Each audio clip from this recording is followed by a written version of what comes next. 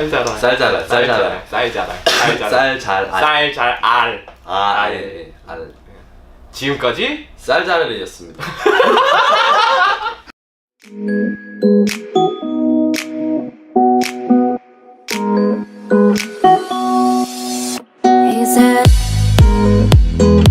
안녕하세요, 쌀자랄 채널입니다. 오늘은 쌀 원산지에 대해서 말씀드려볼까 하는데요. 이게 아직 기준적이요. 미안해. 쌀은 지역에 따라서 기후가 다르기 때문에 예를 들면은 일조량, 강수량, 일교차 때문에 맛이 조금씩 차이가 나기도 하고 심는 품종이 다르기도 합니다. 그렇기 때문에 경기도에서 주로 재배하는 아끼바레나 고시까리 같은 경우는 경기 외 지역에서 재배를 했을 경우 그 맛이 약간 차이가 나기도 해서 그 지역, 그 기후에 맞는 품종을 주로 재배합니다. 그렇다면 경기도에서는 아끼바레를 주로 많이 심는데 그 외의 지역에서는 어떤 품종을 주로 심을까요? 학교 친구들이 전라도 지역 친구들이 되게 많았어요. 그 친구들이 집에서 어떤 품종을 심는지 조사를 했었는데 새누리, 신동진, 삼광 이런 품종들이 되게 많이 심고 있다고 이렇게 하더라고요. 그렇죠. 새일미도 있고 네. 일품도 많이 심죠. 찰벼 같은 경우는 배곡차를 또 많이 심는다고 하더라고요. 동진찰벼도 많이 네. 심고. 예, 그렇죠. 또 강원도에서 유명한 품종 뭐가 있죠? 강원도 하면은 철원 오대쌀이죠. 그렇죠. 강원도에서는 또 네. 오대벼가 기후에 잘 맞아서 많이 심죠. 이것처럼 지역별로 주로 재배하는 품종이 차이가 있습니다.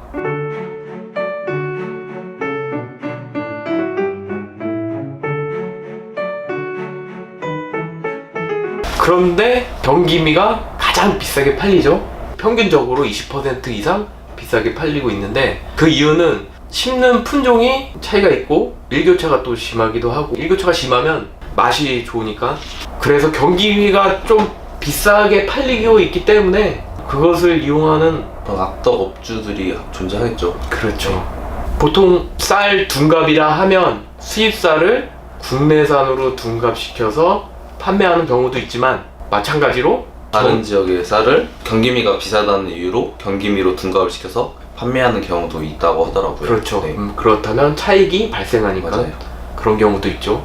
우선 품종 이전에 또 지역에 따라서 가격 차이가 있으니까 원산지 표시를 반드시 확인을 해야 되는데 단순하게 국내산 이렇게 표시하는 게 많이 보이기도 합니다. 지금은 지역별로 가격 차이가 있는데 국내산이라는 표시를 해도 돼요.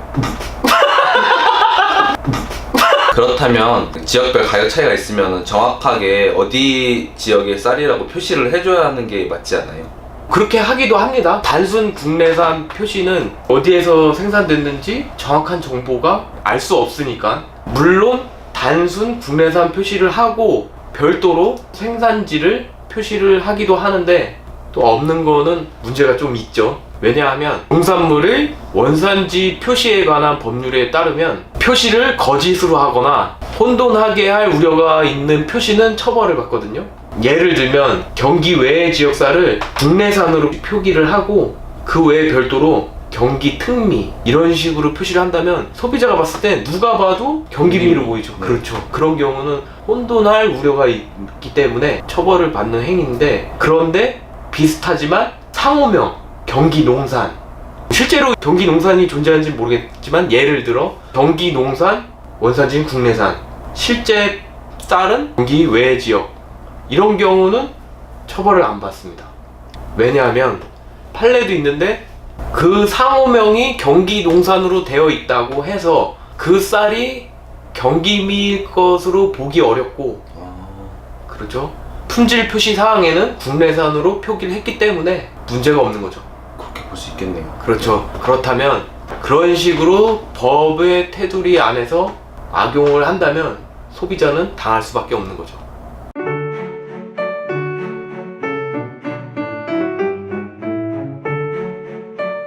그런데 그럼 반대로 차익이 발생하지 않는 경우라면 국내산 표시를 해도 괜찮지 않을까요?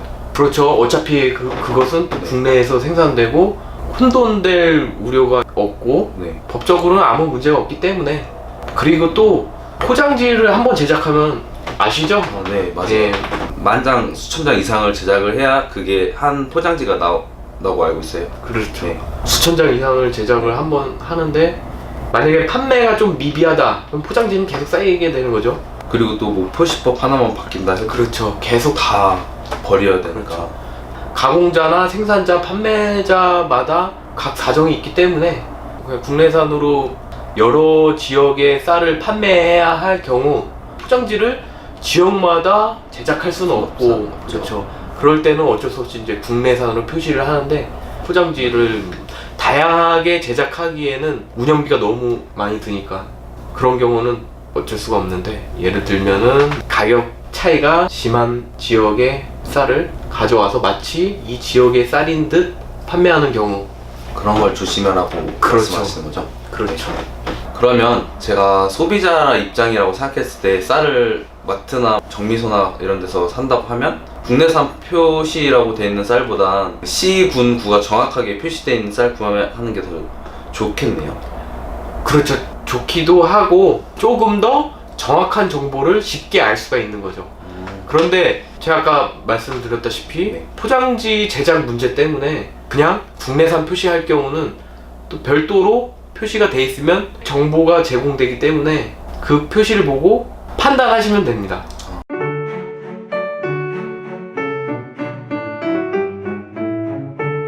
지금까지 말씀드렸던 게 단순 국내산 표시가 무조건 나쁘다는 것은 아니고 소비자가 구입을 할 때 정확한 정보를 알아야 본인이 원하는 쌀을 구매할 수 있기 때문에 단순 국내산 표시보다는 아무래도 시군구 표시가 정확하게 되어 있는 게. 그렇죠. 내가 원하는 쌀을 구매하는 데 있어서 큰 도움이 되겠죠.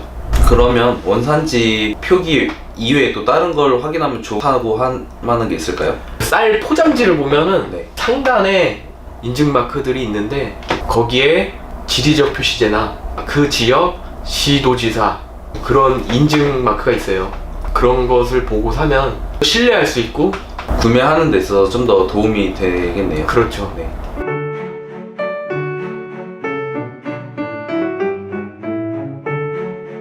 그런데 지난번에도 말씀드렸지만 기본적으로 원산지도 중요하지만 그 원산지 안에 다양한 품종이 있고 그 품종 중에서도 다양한 품질이 있기 때문에 소비자 본인의 입맛에 맞는 그렇죠. 그런 품종을 선택하고선 구매하시는 게 좋을 것 같아요. 그렇죠. 정리를 하자면 시중에 쌀들을 보면 원산지가 단순하게 국내산 표시된 게 생각보다 무척 많습니다. 이런 경우 구매하는 데 있어서 조금 더 신경을 써주셔야 현명한 구매를 할 수 있습니다. 그렇죠? 그쵸. 오늘 많이 유익한 시간이 되셨나요? 아주 유익했습니다. 원래 알잖아. 원래 알잖아. 저는 알고 있습니다. 지금까지 쌀자랄 채널이었습니다.